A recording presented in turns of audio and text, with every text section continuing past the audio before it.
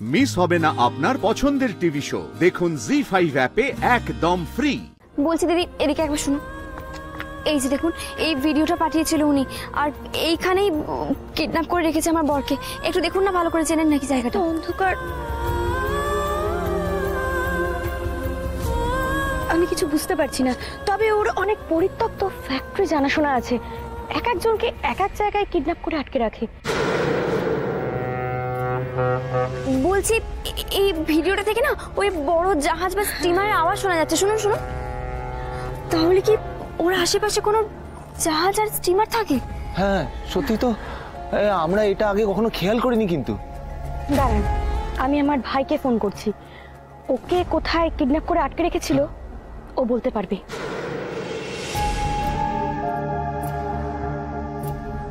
Hello hello ভাই, বলছি শোন না, তোকে তোর জামাইবাবু কিডন্যাপ করে কোথায় আটকে রেখেছিল তোর কি মনে আছে? সম্ভবত গঙ্গার ধারে কোথাও একটা রাখা হয়েছিল। আমি এই স্টিমার জাতীয় কিছু হর্নের শব্দ পেতাম। তার মানে উকিল বাবুকে ওইখানেই রাখা হয়েছে। বলছি দাদা শুনুন না, আপনি ওই জায়গার ঠিকানাটা একটু বলতে পারবেন? আমাদের খুব দরকার। হ্যাঁ, ওই অনেকটা জায়গা জুড়ে একটা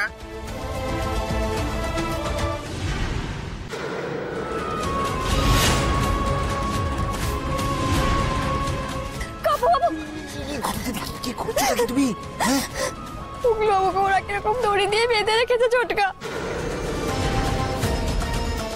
তোমাদের দুজনের পায়ে পড়ছি আমি। মানুষটাকে এইভাবে দেখতে পারছি না ছোটকা। মিচকা, আমাকে ওখানে নিয়ে চলো না, আমি ওনার কাছে একটু যেতে চাই। নিয়ে চলো না, আমাকে নিয়ে চলো না। তুমি একটু শান্ত হও, এরকম করো না, একটু শান্ত হও প্লিজ। দেখো আমি বুঝতে পারছি তুমি কষ্ট করছো, কিন্তু যদি বোমা এই অবস্থায় তোমাকে দেখে না, এত অস্থির হচ্ছ, তাহলে কিন্তু ও কষ্ট পাবে। তাছাড়া ওরাও বুঝতে পারবে যে আমাদের কাছে টাকা পয়সা নেই। হ্যাঁ, এইভাবে কিন্তু বোমার কাছে যাওয়া যাবে না। শান্ত হও, শান্ত হও। আর তারপরে ওদের কাছে কোনো অস্ত্র টস্ত্র আছে কিনা সেটাও তো আমরা কিছু জানি না। যদি গেলে হিতে বিপরীত হয়ে যায়, হ্যাঁ তাহলে?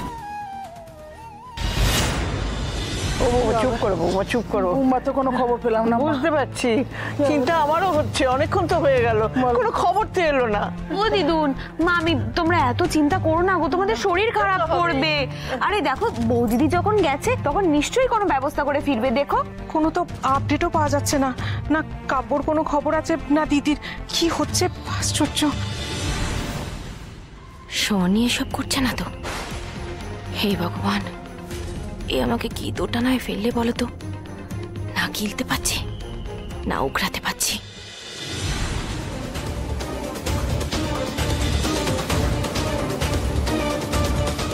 ছোটকা দেখো, এখন তো চারদিকে কেউ নেই।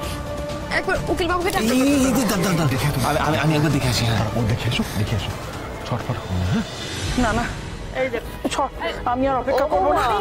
আমি মেজ ঠাকুরকে ফোন করবো। ও মামা শোনো না, ওরা কোথায় না কোথায় আছে, এখন ফোন করাটা ঠিক হবে বলো? আমি কারুর কথা শুনবো না। আমি মেজ ঠাকুরকে ফোন করি একটা। ফোনটা সাইলেন্স করিস নি। খেয়াল ছিল না, খেয়াল কেটে দিয়েছি, কেটে দিয়েছি। ডাকো ডাকো, তুমি ডাকো, ডাকো ডাকো ডাকো। উকিল বাবু, উকিল বাবু।